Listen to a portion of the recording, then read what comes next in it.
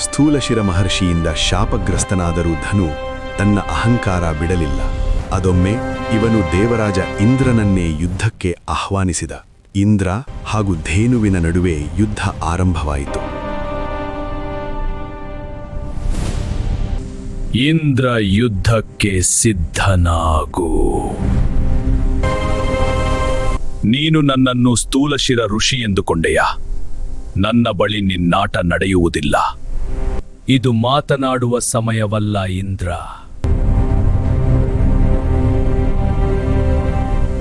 ಸರ್ವಶಕ್ತನೆಂದು ಮೆರೆಯಬೇಡ.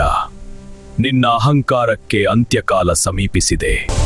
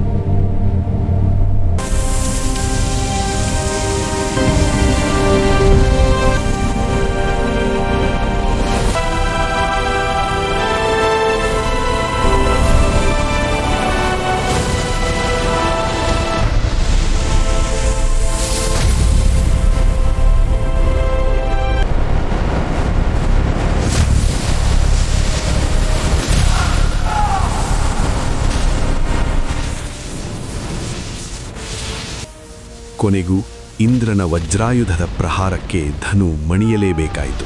ಇಂದ್ರನ ಅದೊಂದು ಪ್ರಹಾರದಿಂದ ಧನುವಿನ ತಲೆ ದೇಹ ಹೊಕ್ಕಿತು. ಬಾಯಿ ಹೊಟ್ಟೆಯಲ್ಲಿ ಮೂಡಿತು.